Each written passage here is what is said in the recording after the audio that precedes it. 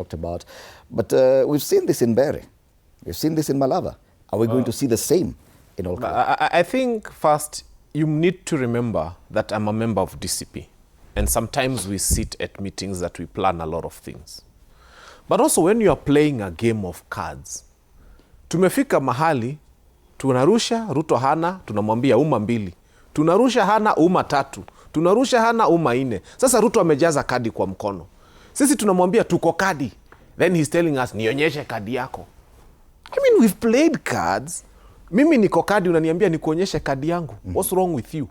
I'm not going to show you my cards. DCP has an elaborate mechanism on how we want to protect our votes. Na hii ni kadi tunacheza. Alafu kuna kimutu kinaniambia nionyeshe. Tuko kadi, full stop. We know what we are doing. Wewe umeuma uko na kadi 12. You're trying to think of what to do with your 12 cards. We have our cards. Na tuko kadi, tunangoje uweke zako. We maliza the game. But also let me tell you this.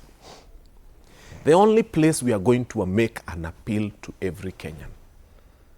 If a win for the united opposition means something for you, support us as the DCP people on the ground in many ways than one.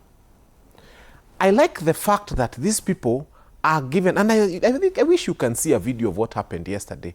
Watu wanaenda wanachukua pesa ya UDA, wanakuja wanachangia DCP candidate. Because they know he needs fuel. They know he needs posters. The UDA candidates the UDA people spend a lot of time bringing down his banners and posters and everything. The people of Kalou are very clever. Wanaenda wanachukua pesa ya William Ruto. Wanakuja wanamchangia, wanamwekea billboard mpya na poster mpya. It tells you something about what we are doing.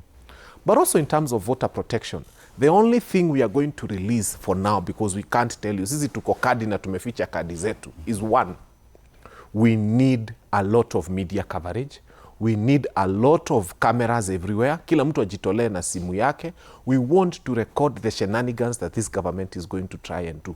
Because what has happened in the past is when we are arrested, our phones are confiscated and all those terrible things that happened to us.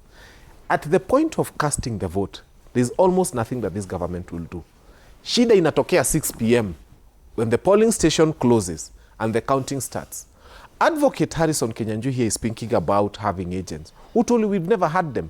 Who told you they've not been transmitting? The problem comes is when there is an invasion like what happened to us at a polling station in Bere, and they run everything out and they kick everybody out and they turn that polling station into their personal property. And you're saying this time around you have a way to counter that? That's why I'm saying, formally, as you are thinking about protesting, which we have done many times. And I have told you the number of complaints that we have against this administration do not number less than 15. My question, Fanya Mambo, is you're saying this time around you have a way of countering that kind of action. This is what we are without even revealing the first thing is, before we even have a conversation about countering, anybody who has got a recording device needs to be somewhere close to a polling station doing something called recording of the counting, of the police, of everything that is going on. That is the first thing. And we are asking our people, tukisha piga kura, there is no law against us being around there guarding our votes. We shall guard our votes. You have, so you cannot be... We shall not go in... Yes, we have the radius. That 400 is enough for us. Because within 400 meters, we are able to see who is going into that polling station. So what we are saying is, let this be free and fair. Let it be transparent. Hii maneno ingine tuachie. Sisi tuko kadi and we are not going to reveal to you what our cards are. Because they are waiting for Fanya Mambo to come and say, tutafanya hii na hii na hii. Finally, ndimuli. And this is a strategy I'm giving to every young person in this country. Again, there is no law against you losing your ID. Okay? So what I'm telling you is to conveniently go, get an ID, forget where you placed it in the house.